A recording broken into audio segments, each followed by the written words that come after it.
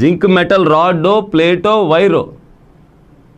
Metal ఇది. Metal నిండా అన్ని సిమిలర్ యాటమ్సే కదా, అన్ని జింక్ యాటమ్సే కదా. గ్రూప్ ఆఫ్ సిమిలర్ యాటమ్స్ ఉంటే ఏమంటాం? ఎలిమెంట్. సో ఒక ఎలిమెంట్ తన సొంత అయాన్తో టచ్లో ఉంది, రివర్సిబుల్గా ఉంది. When an element is in contact with its own ion reversibly. When an element is in contact with its own ion reversibly, అది ఎలక్ట్రోడ్ అవుతుంది.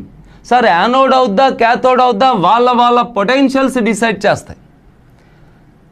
జింక్తో పోల్చితే, జింక్ యొక్క రిడక్షన్ పొటెన్షియల్తో పోల్చితే కాపర్ రిడక్షన్ పొటెన్షియల్ ఎక్కువ. అంచేత అది క్యాథోడ్ అయింది, జింక్ యానోడ్ అయింది. అది వేరే విషయం.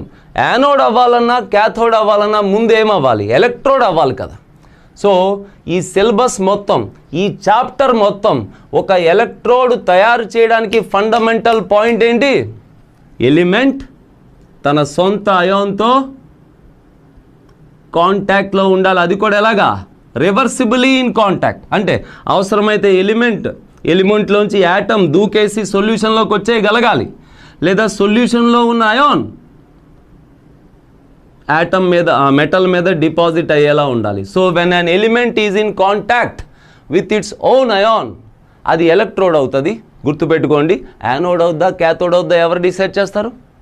యానోడ్ అవుద్దా, క్యాథోడ్ అవుద్దా ఎవరు డిసైడ్ చేస్తారు? చెప్పండి. వాళ్ళ పొటెన్షియల్స్ డిసైడ్ చేస్తాయి.